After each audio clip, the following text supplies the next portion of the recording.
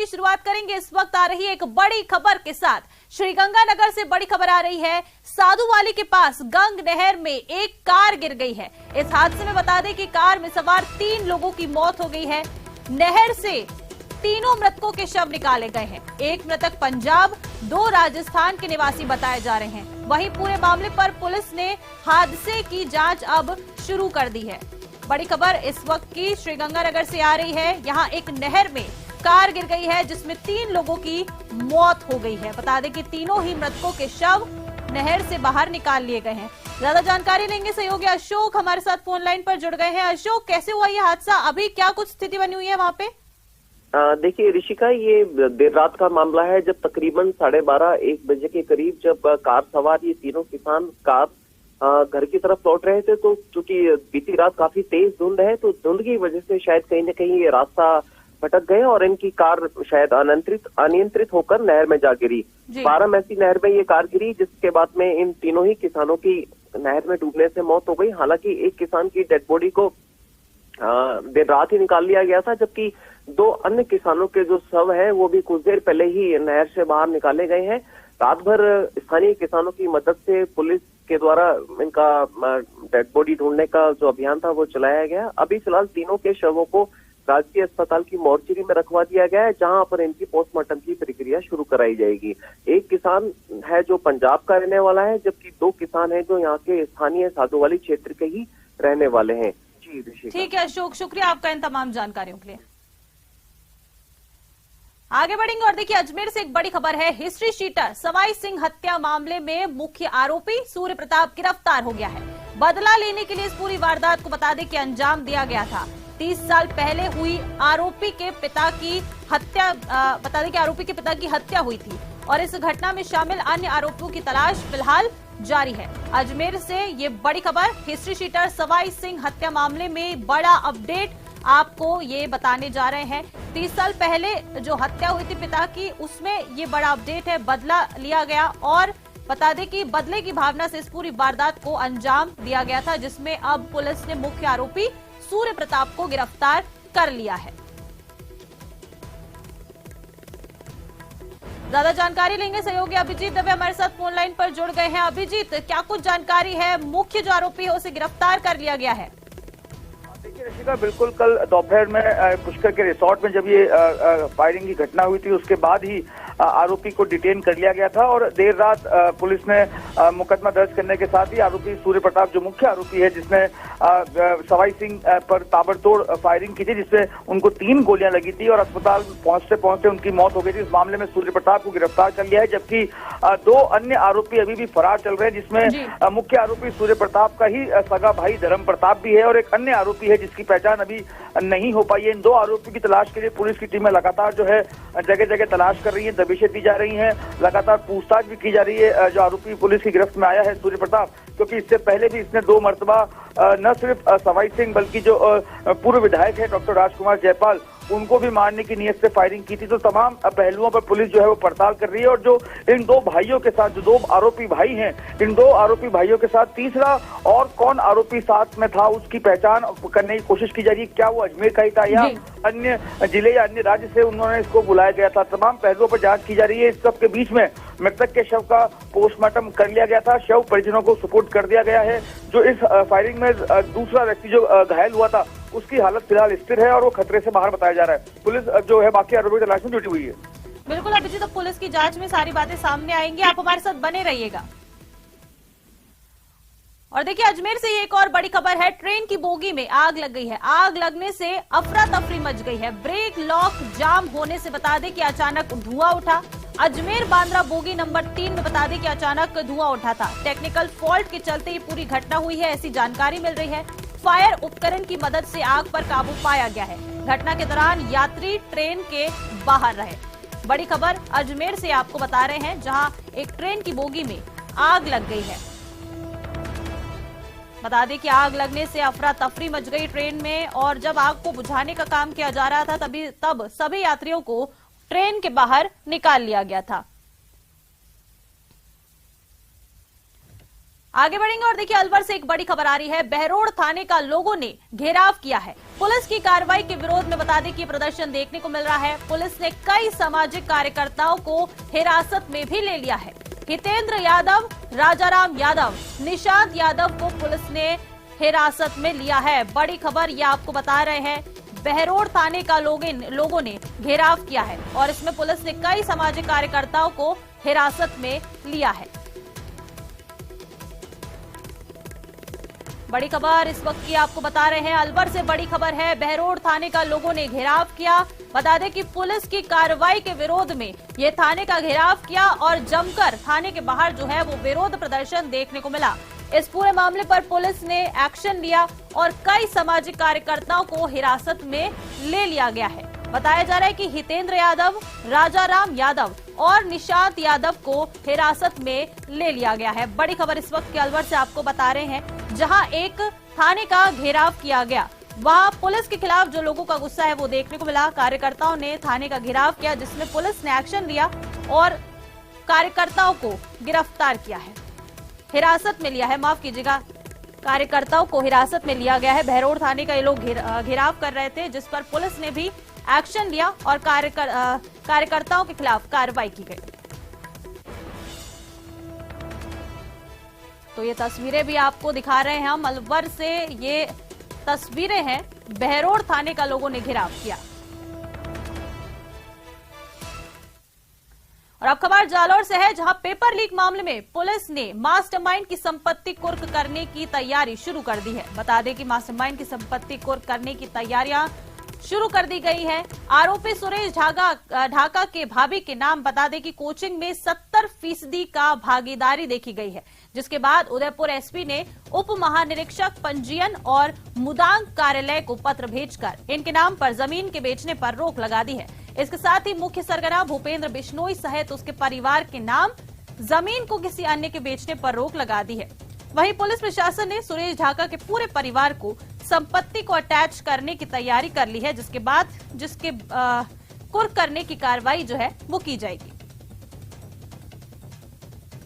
देश के लाखों बेरोजगारों के भविष्य के साथ खिलवाड़ करने वाले नकल माफियाओं पर शिकंजा कसने को लेकर सरकार अब पूरी तरीके से सख्त एक्शन में दिखाई दे रही है। इसको लेकर आरपीएससी सेकंड ग्रेड भर्ती परीक्षा में जिन 2 माफियाओं का नाम सामने आया था, उसको लेकर राजस्थान सरकार पूरी तरीके से एक्टिव दिखाई दे रही है। इसको लेकर पूरी तरीके से पुलिंदा है वो तैयार कर लिया गया है। मास्टरमाइंड सुरेश ढाका व भूपेंद्र सारण की संपत्ति कुर्क करने को लेकर अब पूरी तरीके से तैयारियों में जुट चुकी है। इसको लेकर उदयपुर एसपी ने उप पंजीयन के अधिकारियों को भी एक लेटर लिख करके इन सभी की जमीनों को बेचान व ट्रांसफर करने पर पूरी तरीके से रोक लगा दी गई है। तो वहीं मास्टरमाइंड सुरेश ढाका की जयपुर में चल रही कोचिंग सेंटर में उसकी भाभी के नाम पर 70% की हिस्सेदारी भी सामने आई है। एसओजी ने अहम दस्तावेज हाथ लगे, जिसके अंदर सुरेश ढाका के भाभी के नाम पर इस कोचिंग सेंटर के अंदर 70% की हिस्सेदारी आई है। तो वहीं मास्टरमाइंड भूपेंद्र सारण की सांचौर के चितलवाड़ा क्षेत्र में तमाम जगहों पर संपत्ति का ब्यौरा है वो विभाग ने मांगना शुरू कर दिया है। इसको लेकर सांचौर तहसीलदार ने एक ऑफिशियली लेटर भी जारी किया और उसके अंदर अचलपुरा के अंदर सुरेश ढाका के परिवार के नाम पर जिस तरीके की संपत्ति है उनका बायोडाटा भी मांगा जा रहा है। बताया जा रहा है कि सुरेश ढाका की संपत्ति को कुर्क करने को लेकर सरकार सख्त एक्शन में दिखाई दे रही है और इसका परिणाम जल्दी दिखाई देगा। निश्चित तौर से प्रदेश के लाखों बेरोजगारों के भविष्य के साथ खिलवाड़ करने वाले इन माफियाओं पर शिकंजा करने को लेकर सरकार पूरी तरीके से एक्शन में दिखाई दे रही है। इसको लेकर मुख्यमंत्री अशोक गहलोत ने भी साफ तौर से संकेत दिया था कि प्रदेश के लाखों भविष्य के साथ खिलवाड़ करने वाले इन माफियाओं पर पूरी तरीके से शिकंजा कसेगा। इसका अब कहीं न कहीं जो है परिणाम दिखाई देने लगा है। श्याम बिश्नोई, न्यूज़ 18 जालौर। और देखिए सवाई माधोपुर से बड़ी खबर है। हिस्ट्री शीटर विजय मीणा पर हमला हुआ है। देर रात पुरानी रंजिश को लेकर बता दें कि हिस्ट्री शीटर पर हमला हुआ है। गोली लगने से जो हिस्ट्री शीटर है विजय मीणा वो घायल हो गया है। बड़ी खबर इस वक्त की सवाई माधोपुर से आपको बता रहे हैं। हिस्ट्री शीटर विजय मीणा पर हमला हुआ है।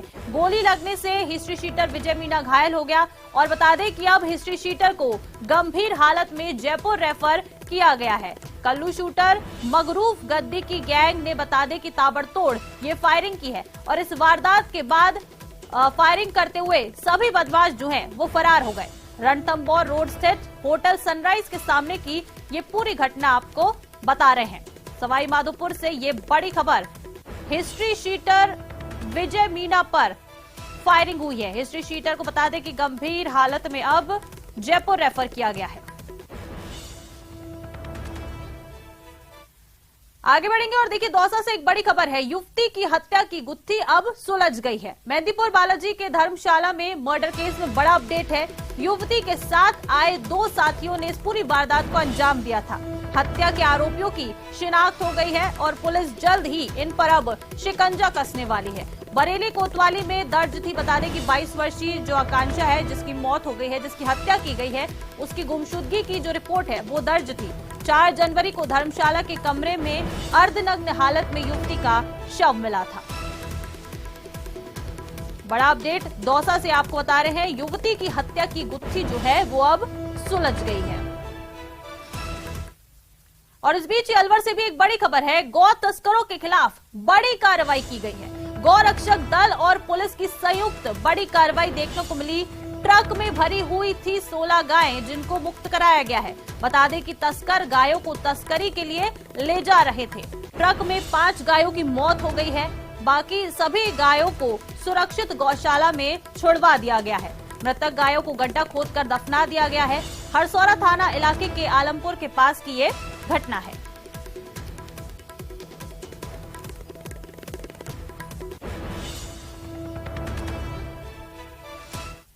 और देखिए झालावाड़ से एक बड़ी खबर है, रोडवेज कर्मचारियों को 2 महीने से वेतन नहीं मिला है।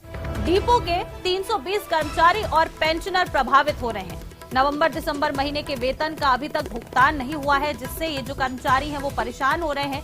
वेतन नहीं मिलने से आर्थिक स्थिति खराब हो गई है। रोडवेज प्रशासन ने जल्द लेकिन भुगतान का आश्वासन दिया है। बड़ी खबर ये इस वक्त की आपको बता रहे हैं। झालावाड़ से बड़ी खबर है, रोडवेज प्रशासन, रोडवेज के जो कर्मचारी हैं उनको 2 महीने से वेतन नहीं मिला है, जिसके बाद अब जो कर्मचारी हैं वो परेशान हो रहे हैं। वहीं प्रशासन ने जल्द ही वेतन का भुगतान करने का आश्वासन भी दिया है। बता दें कि इस वेतन नहीं मिलने से 320 कर्मचारी और पेंशनर प्रभावित हो रहे हैं। और देखिए धौलपुर से बड़ी खबर बता दें, अतिक्रमण पर पीला पंजा चलने वाला है। अतिक्रमण को अब जल्द ध्वस्त कराया जाएगा। एसडीएम ने बाजार में भ्रमण किया है। दुकानदारों और मकान मालिकों को नोटिस जारी कर दिए हैं। 7 दिन में अतिक्रमण हटाने के निर्देश दिए गए हैं। दुकानदार और मकान मालिकों में अब इसके बाद हड़कंप मचा हुआ है। धौलपुर से ये बड़ी खबर है, अतिक्रमण पर एक्शन लिया जाने वाला है। 7 दिन का नोटिस दे दिया गया है। बता दें कि अतिक्रमण पर अब पीला पंजा चलेगा। अतिक्रमण को ध्वस्त कराया जाएगा। एसडीएम ने बाजार में भ्रमण किया और अब 7 दिन का नोटिस दिया गया है। और देखिए दौसा से एक बड़ी खबर है, अनाथ नाबालिग के साथ गैंगरेप का मामला है। अब नाबालिग ने केस दर्ज करा दिया है। 2 जनवरी की पूरी घटना बताई जा रही है, जिसमें 3 लोगों के खिलाफ केस दर्ज हुआ है। मानपुर थाने में बता दें पूरा केस दर्ज हुआ है। वहीं पुलिस ने पीड़िता का मेडिकल भी कराया है और आरोपियों की तलाश अब शुरू कर दी गई है। बता दें कि दौसा में एक अनाथ नाबालिग से गैंगरेप का मामला सामने आया है। पूरी वारदात 2 जनवरी की बताई जा रही है।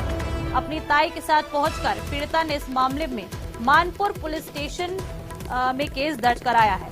पीड़िता ने पुलिस को शिकायत में 3 आरोपियों के खिलाफ कंप्लेंट दी है।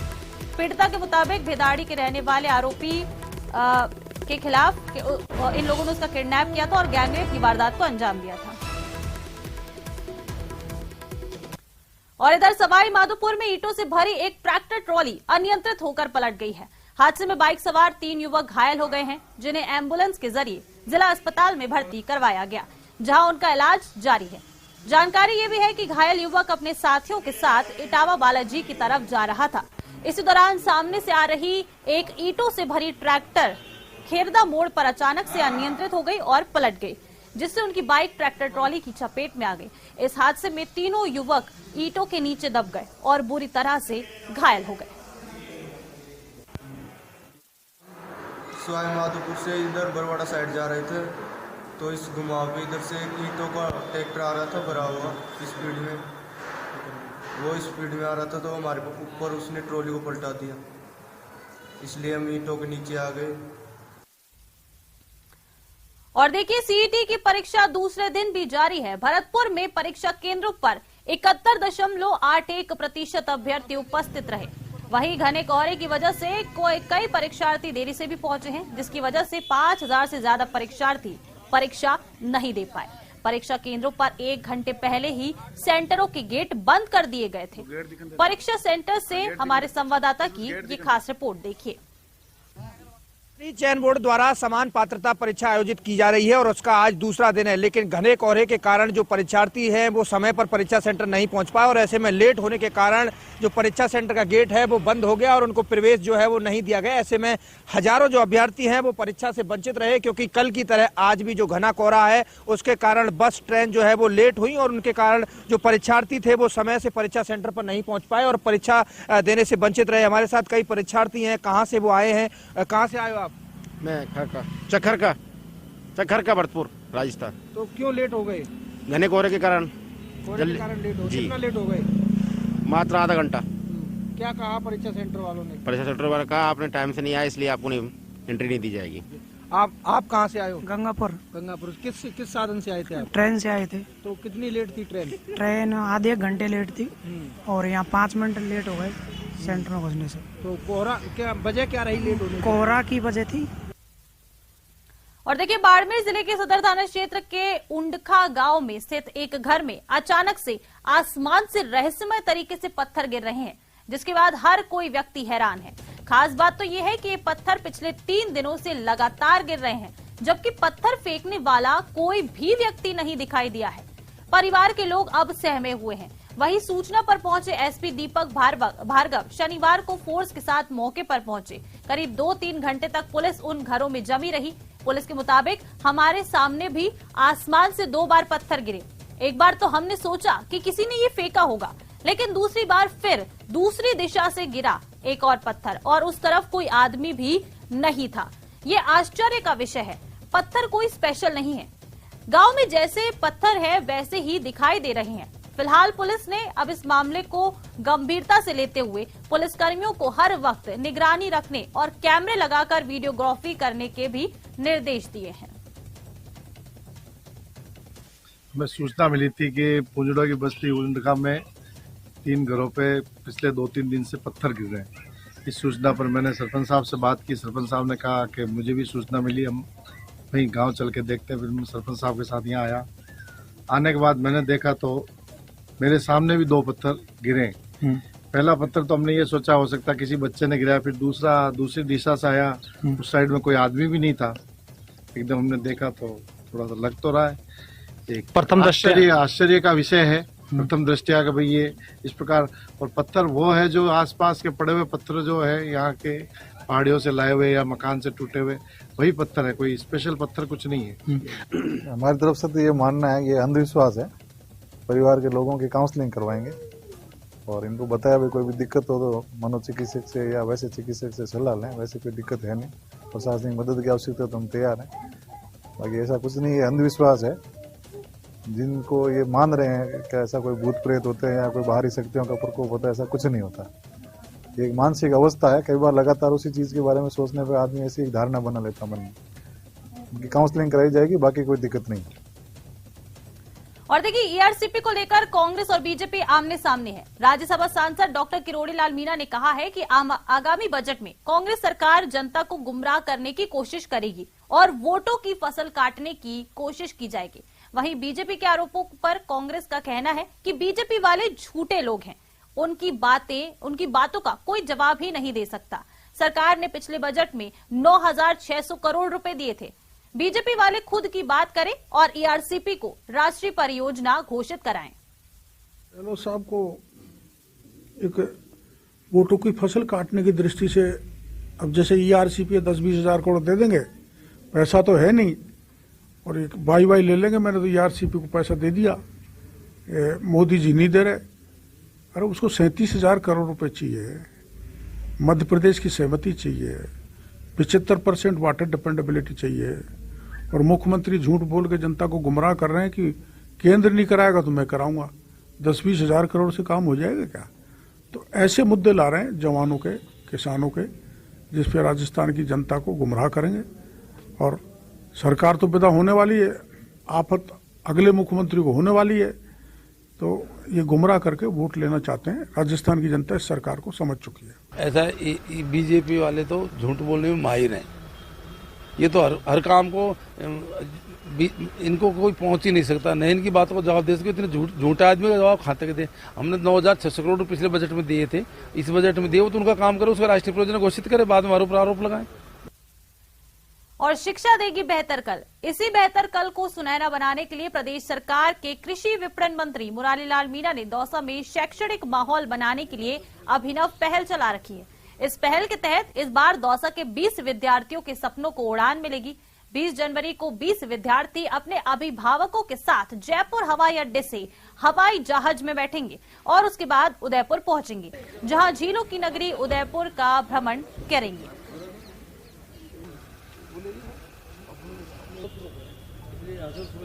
आनंद शर्मा विद्यालय की छात्रा थी, कक्षा 12 की। उसमें मैं साइंस की विद्यार्थी थी और मैंने 89% प्राप्त किए हैं।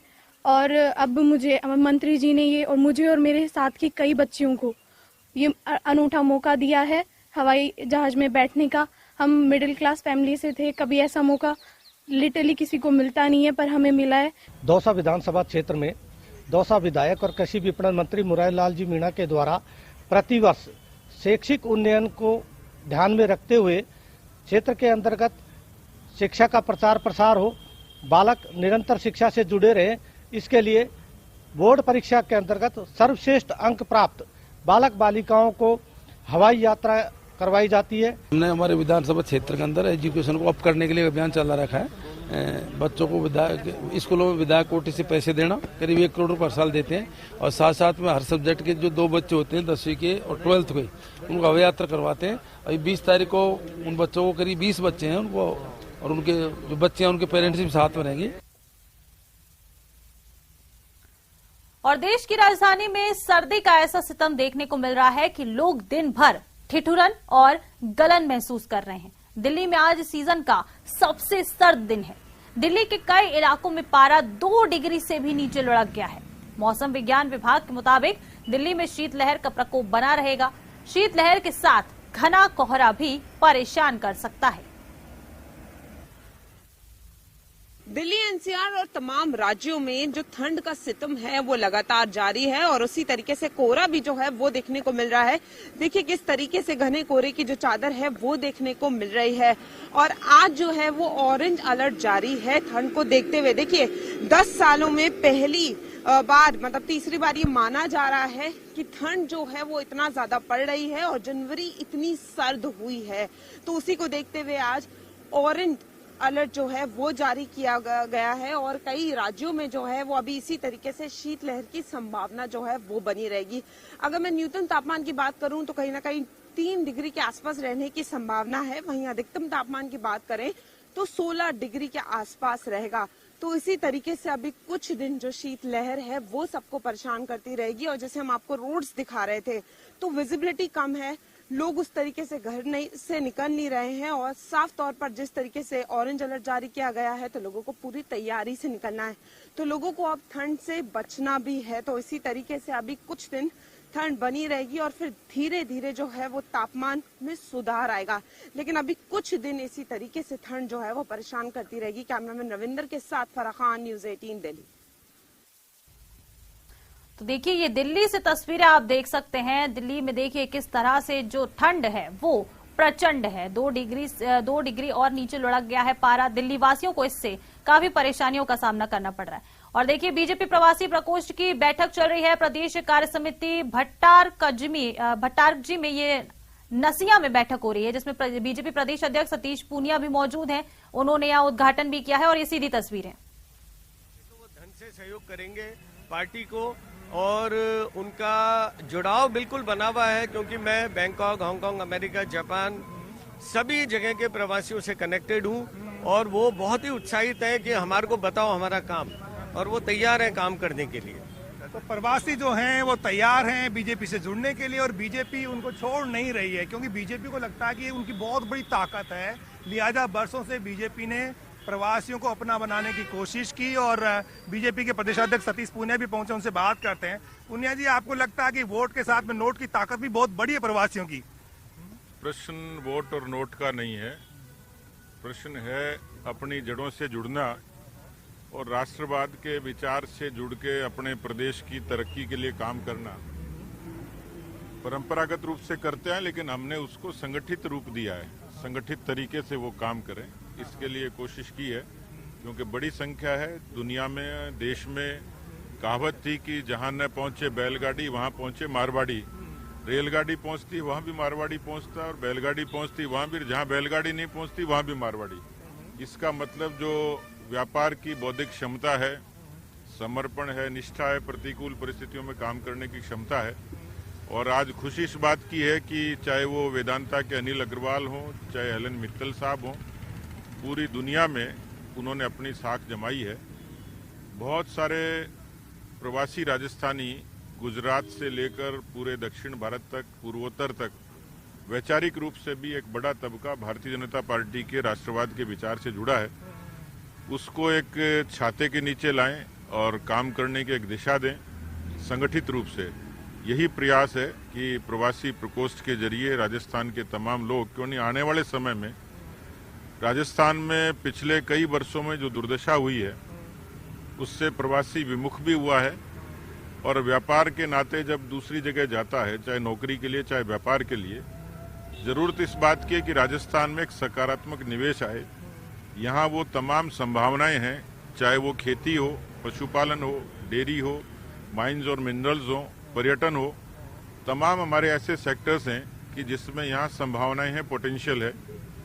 आने वाले समय में उस पर भी एक वर्किंग करेंगे। पार्टी का जो ब्लूप्रिंट बनेगा, जो विजन डॉक्यूमेंट होगा, तो राजस्थान में नवाचार कैसे हो, राजस्थान में औद्योगिक निवेश कैसे हो, रोजगार के अवसर कैसे विकसित हो, इस पर भी पूरी समग्र चर्चा होगी।